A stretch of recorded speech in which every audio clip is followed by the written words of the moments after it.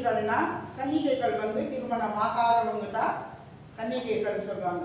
திருமணமாகாதவர்கள் கன்னிகைகள். இந்த 10 கன்னிகைகள் வந்து என்ன செய்யறாங்களோ, ஒரு திருமணத்துக்கு புறப்பட்டு போறாங்க.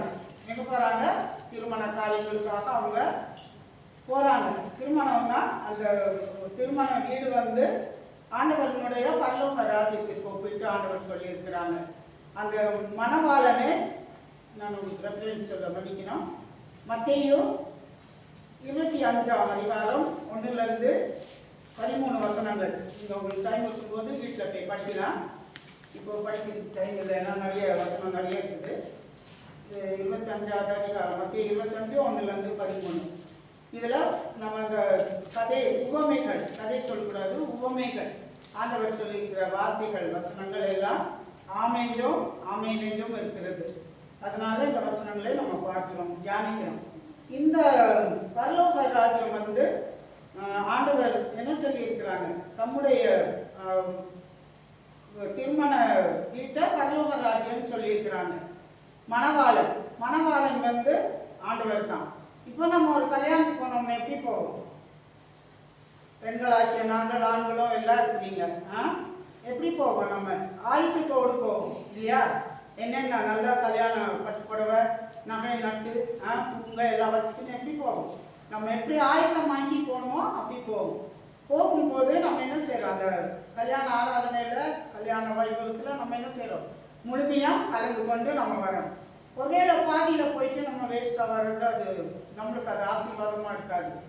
இப்போ இந்த உவமையில என்ன பார்க்குறோம்னா, 5 பேர் வந்து புத்தியுள்ள கன்னிகைகள், புத்தியுள்ள காரியங்கள் செய்கிறாங்க. 5 பேர் வந்து புத்தி இல்லாத கன்னிகைகள் பார்க்குறோம். இந்த 5 பேரை என்ன செய்கிறாங்கன்னா, இப்போ எல்லாருமே 10 பேருமே போகிறாங்க, ஒன்றாவே போகிறாங்க.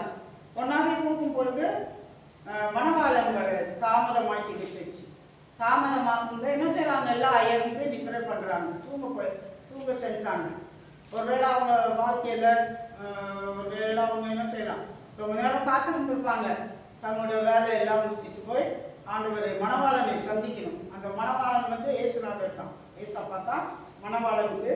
நீங்கள் அந்த ஸ்டோரி நல்லா படிக்கும் போது உங்களுக்கு அர்த்தம். அப்போது மணவாளனை சந்திக்க போகும்பொழுது இவங்க என்ன செய்கிறாங்க? ரொம்ப நேரம் ஆயிடுச்சு, பார்த்து நிற்கிறாங்க. ரொம்ப நேரம் வருவாங்களான்னு ஆயத்தமாக இருக்கிறவங்க என்ன செய்கிறாங்க? ஆயத்தமாகவே இருக்கிறாங்க. மணவாளன் வந்துட்டாங்க.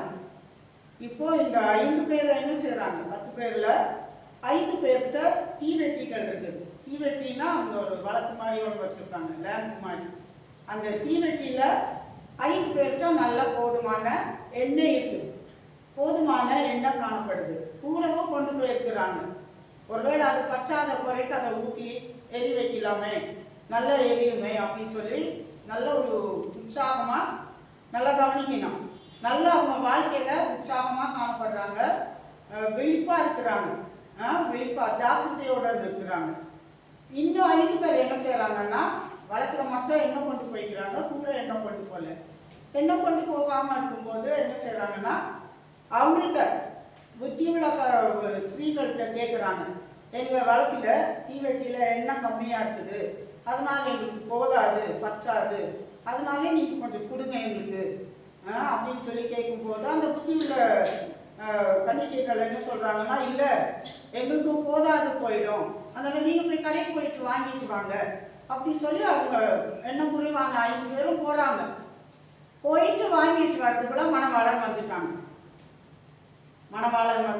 புத்தி உள்ளவங்க எண்ணெய் இருக்கப்பட்ட அந்த 5 பேரும் எதிர்கொண்டு மணவாளனை சந்திக்க ஆயத்தமாக இருந்தால் அந்த திருமண வீட்டில் உள்ளே போயிட்டாங்க.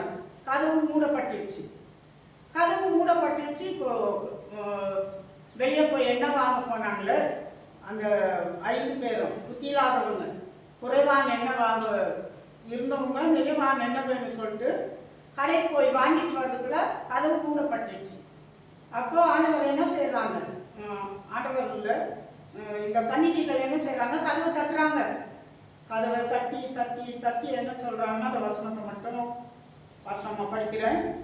அதற்கு அவர், உங்களை அறியேன் என்று மெய்யாகவே உங்களுக்கு சொல்லுகிறேன் என்றார்.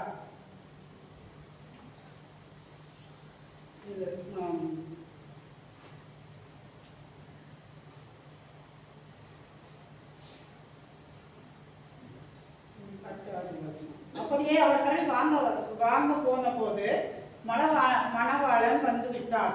ஆயத்தமாயிருந்தவர்கள் அவரோடு கூட கல்யாண வீட்டிற்குள் பிரவேசித்தார்கள். கதவு அடைக்கப்பட்டது. பின்பு மற்ற கன்னிகைகளும் வந்து, ஆண்டவரே ஆண்டவரே, நீ திறக்க வேண்டும் என்றார்கள். அதற்கு அவர், உங்களை அறியேன் என்று மெய்யாகவே உங்களுக்கு சொல்லுகிறேன். 13வது வசனம், மனுஷகுமாரன் வரும் நாளிகையாவது நீங்கள் அறியாதிருக்கிறபடியால் விழித்திருங்கள். நான் உங்களை அறியேன். எவ்வளோ ஒரு பரிதாபமான வார்த்தை. இந்த வார்த்தையை நம்ம கேட்கக்கூடாது இல்லையா? ஆண்டவரே நம்ம நேசிக்கிற பிள்ளைங்க, ஆண்டவரை அறிஞ்சிக்கிறோம். ஆவிக்குரிய வாழ்க்கையில மட்டும் இல்லை, நம்ம ஆவிக்குரிய வாழ்க்கையிலும் சரீர பிரகாரமான வாழ்க்கையில எப்பவுமே நம்ம விழித்திருக்கணும், உற்சாகமா இருக்கணும், ஜாக்கிரதையா இருக்கணும். சோம்பேறியோ நிர்விசாரமோ சாக்குப்போக்கு சொல்லின்னு நம்ம வாழ்க்கையில எப்பவுமே இருக்கக்கூடாது. ஆண்டவர் பிள்ளைங்க எப்போவே எல்லாவற்றையும் விழித்திருக்கிறது நல்லது. அதனால ஆண்டவர் சொல்றாங்க, நான் 5 பேர் புத்தியில்லாதவங்க வந்து கதவு தட்டும் போது நான் உங்களை அறியேன். எவ்வளோ தட்டுறாங்க, ஆண்டவர் திறந்துக்கலாம் இல்லையா? ஆனா அந்த இடத்துல அவங்க விழிப்பா இல்லை, எண்ணம் கொண்டு போகுது. கூட எக்ஸ்ட்ரா எண்ணம் கொண்டு போயிருந்தா அந்த 5 பேர் கூடவே இந்த 5 பேரும் போயிருப்பாங்க, 10 பேரும் போயிருப்பாங்க. அப்போ குறைவான எண்ணம் கொண்டு போனதுனால இவங்க இந்த திருமண வீட்டுக்குள்ள போக முடியாத சூழ்நிலை. அதனால இந்த உவமையில அந்த என்ன கண்டுபிடிக்கிறோம்னா, லாஸ்ட் வசனத்திலே பார்க்கும் பொழுது, மனுஷகுமாரன் வரும் நாளிகையாவது நீங்கள் அறியாதிருக்கிறபடியால் விழித்திருங்கள். நம்ம வாழ்க்கையில் எப்பவுமே விழிப்பா இருக்கணும், உற்சாகமா இருக்கணும், சோம்பேறியா இருக்கக்கூடாது. எங்களுக்கு மழை பெய்யுது, குளிர்ந்து அப்படி சொல்லி நம்ம சோம்பேறித்தனப்படக்கூடாது. வாழ்க்கையில் எப்பவுமே நம்ம உற்சாகமா இருக்கணும், விழிச்சிருக்கணும், ஜாக்கிரதையா இருக்கணும். விழிப்புள்ளவர்கள் ஆண்டவர் சீக்கிரம் வர போறாங்க.